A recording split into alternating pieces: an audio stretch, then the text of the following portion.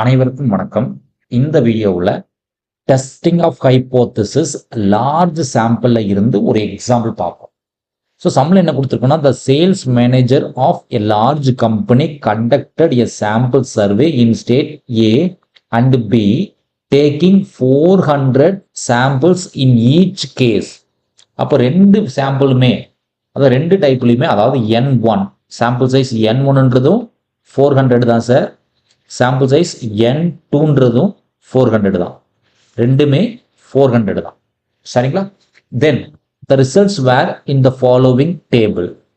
Test whether the average sales are same in two states at 1% level of significance.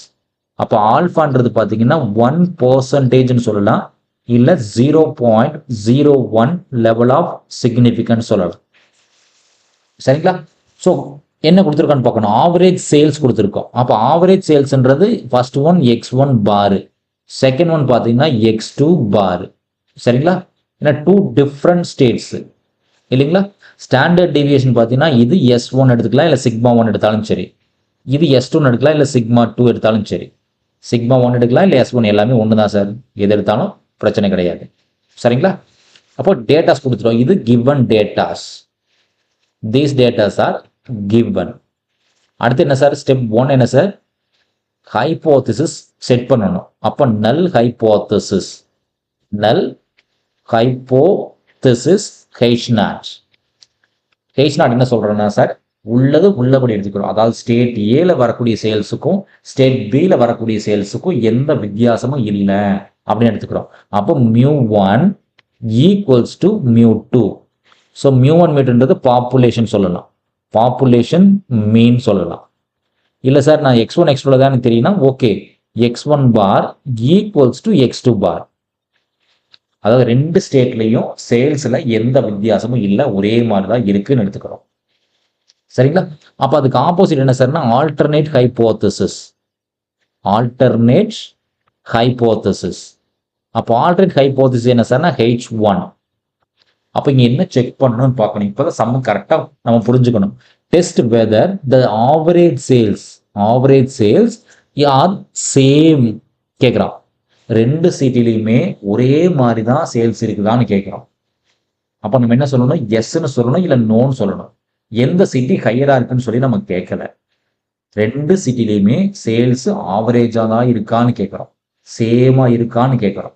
அப்போ சேமாக இருக்குன்னா நம்ம answer என்ன பண்ணணும்?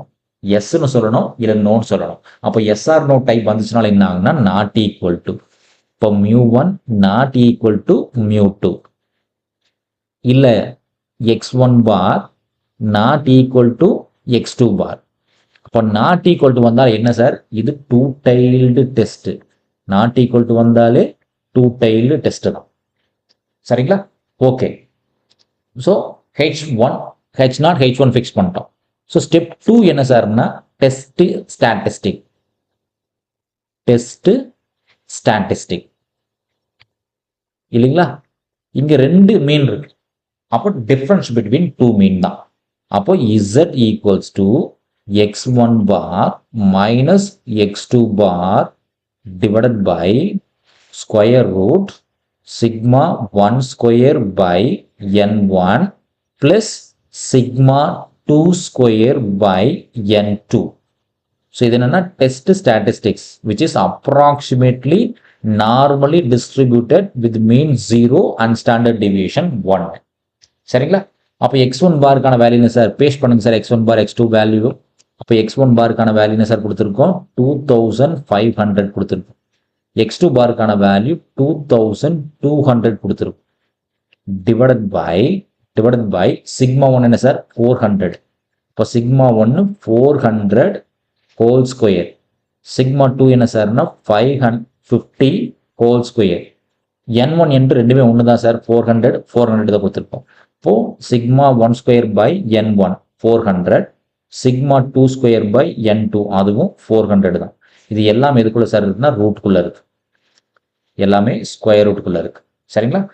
ஸோ மேலே என்ன சார் கிடைக்கும்? 2500 இருந்து 2200 போச்சுன்னா கட்டாயம் 300. ஸோ கீழே தனியாக ஒர்க் பண்ணுங்க சார். என்ன கிடைக்குதுன்னு பாருங்க. கேல்சி எடுத்துங்க, ஒர்க் பண்ணி பாருங்க. அதாவது 400 ஸ்கொயரு டிவைடட் பை 400 அது கூட 550 ஸ்கொயர் டிவைடட் பை 400 ஆட் பண்ணதுக்கு அப்புறமா ரூட் எடுத்த அப்படின்னா ஆன்சர் என்னன்னா 34 பாயிண்ட் சம்திங் கிடைக்குது சார். 34.00 கூட வச்சுக்கலாம்னு வைங்களேன். அப்போ 300 டிவைடட் பை 34 போட்டிங்கன்னா அப்ராக்சிமேட்லி 8.82 ரவுண்ட் ஆஃப் பண்ணிக்கலாம். அப்ராக்சிமேட்லி 8.82 கிடைக்குது. இது என்ன சார்? நான் இசட் சின்னு எடுத்துக்கிறேன். சி என்ன sir? Calc value. Z calculated value 8.82 அப்ராக்சிமேட்டாக எனக்கு கிடைச்சிருக்கு. சரிங்களா சார்? இங்கே கேல்குலேஷன் பார்ட் ரொம்ப சிம்பிள் சார், ஒன்றுமே கிடையாது. நமக்கு லாஜிக் தான் ரொம்ப முக்கியம். சரிங்களா? அப்போ அடுத்து ஸ்டெப் 3 போவோம். ஸ்டெப் 3 என்ன சார்னா டேபிள் வேல்யூ. ஸ்டெப் 3ன்றது பார்த்தீங்கன்னா டேபிள் வேல்யூ. இப்போ நம்ம சம்மில் என்ன சார் கொடுத்துருக்கணும்? Z alpha at 1% or 0.05 level of significance. 1% சொல்லலாம், இல்லை 0.05 level of significance இல்லைங்களா? ஆனால் டேபிள் வேல்யூ என்ன சார்? Z alpha 1%. அப்போ இது என்னது? டூ டெய்ல்டு டெஸ்ட் இல்லைங்களா? அப்போ இசட் ஆல்ஃபா வேல்யூ என்னன்னு பார்த்தீங்கன்னா 2.58. ஸோ டேபிள் உங்களுக்கு தெரியும். So Z alpha value 2.58. இது என்ன சார்னா டேபிள் வேல்யூ. இது டேபிள் வேல்யூ. ஸோ டென்டேட்டிவாக ஒரு படத்தை போட்டுங்க சார். படத்தை போட்டால் நமக்கு கன்ஃபியூஷன் ஆகாது, கொஞ்சம் ஈஸியாக அண்டர்ஸ்டாண்ட் பண்ணிக்கலாம். ஸோ டென்டேட்டிவாக ரஃபாக ஒரு படத்தை போட்டிருக்கேன். So mid value 0. ஸோ இது டூ டெய்ல்டு டெஸ்ட். அப்போ ரெண்டு சைட்லையுமே வரும். அப்போ 2.58 இது நெகட்டிவ் டைரக்ஷனில். அதே 2.58 தான் சார் இது பாசிட்டிவ் டைரக்ஷனில். ஸோ டுவோர்ட்ஸ் பாசிட்டிவ் இன்ஃபினிட்டி நோக்கி போகுது, டுவோர்ட்ஸ் நெகட்டிவ் சைடில் இன்ஃபினிட்டி. அப்போ அந்த கேல்குலேட் பண்ண வேல்யூ என்னன்னு பார்க்கணும்.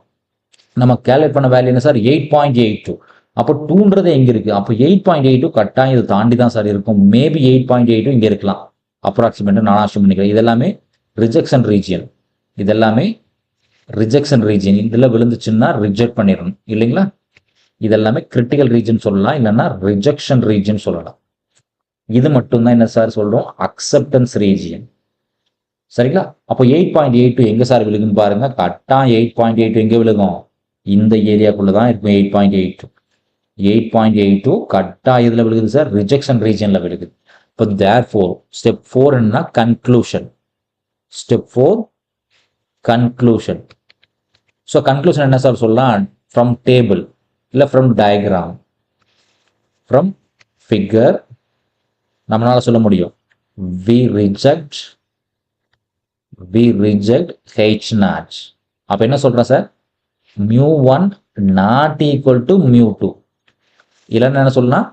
x1 bar not equal to x2 bar. அப்போ என்ன சொல்லலாம்? Accept H1. இதில் என்ன சார்?